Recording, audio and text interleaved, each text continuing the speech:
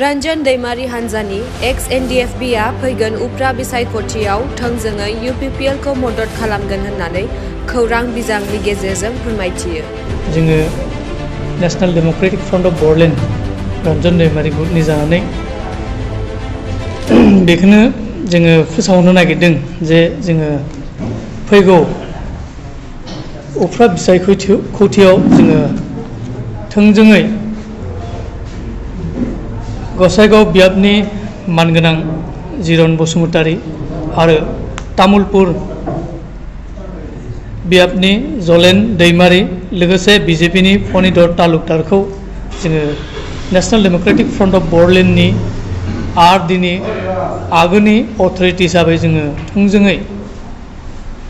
समर्थन एबा हेफाजाब होनो जोङो जोंनि मावथि लोगोफोर आरो रायजो राजा बर' रायजो राजाफोरखौ जोङो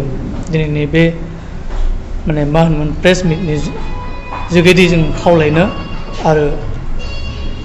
रिकुवेस्ट खालामनो नागिरदों। जिहेतुके जोङो थोंजोङै बे रिहेबिलिटेसन खामानिखौ मावबाय थादों आरो गुबुन गुबुन कभिडनि सिटुएसन आरो रायजोनि जि इलेक्शननि सिटुएसननि थाखाय एसे डिले जादों बा माने लेहेम जादों। किन्तु बे इलेक्शन बायनायनि लोगो लोगोनो नेक्स्ट माने नभेम्बरनि गेजेरावनो बे जिखिनि थालांदों जोंनि मावथि लोगो मोनब्रै NDFBनि जि माखासे थालांनाय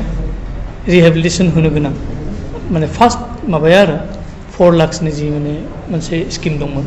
बेयो जाफुंगोन होननानै जोङो फोथायदों। जायफ्रा खुद्रिदों आसलते बिथांमोनहा सिगाङाव बोरै थालांखो गावसोरो गोसो होनाया मोजां आरो खारन जोंहा माखासे माबाया मा होनोमोन जायफ्रा एक्सुवेल माने थालांनायनि कारनखौ मिथियो बिथांमोना खुद्रिनायखौ जों नुवाखै आरो दे हारिमुनि बाथ्राखौथ' आङो बारा खोनानो मोनाखै किन्तु बिथाङा एक्सुवेल माबाखौ मिथिनानै बुंदोंना बुङाखै जों मिथियाखै किन्तु जोङो माखासे मा होनोमोन खुद्रिनाय देखायनायावसो माखासे मा होनोमोन जि प्रसेस बे थाबथाना दङ हयथ' माने बिथांनि जि जोङो रेगुलार बेल एबा रेगुलार बेलथ' नङा डाइरेक्ट गथारनायनि जि मोनसे जोङो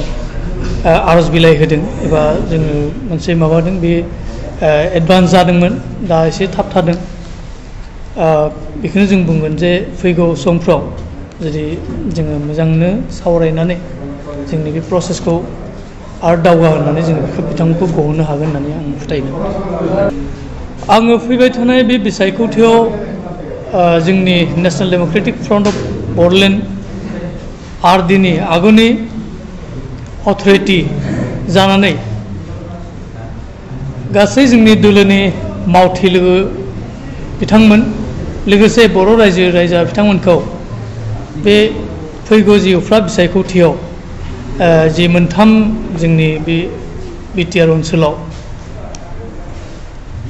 जि उफ्रा बिसायख'थि जाबाय थादों बेयाव जि UPPL आरो BJP दोलोनि बिजाथि बिथांमोनखौ भट होनानै देरहासार खालामनो थाखाय आङो खावलायनो थाबाय। लोगोसे जोङो माखासे जोंनि रायजोनि जि हरबांगिन उन्नति बा गासै जेरै जों जौगानायखौ नागिरोबा बिथांमोनखौ सरकाराव दैथायहरनानै जोंनि जि मोननांगौ मोन्थाय बेखौ जाहाथे आदाय खालामो आं बेखौनो खावलायनो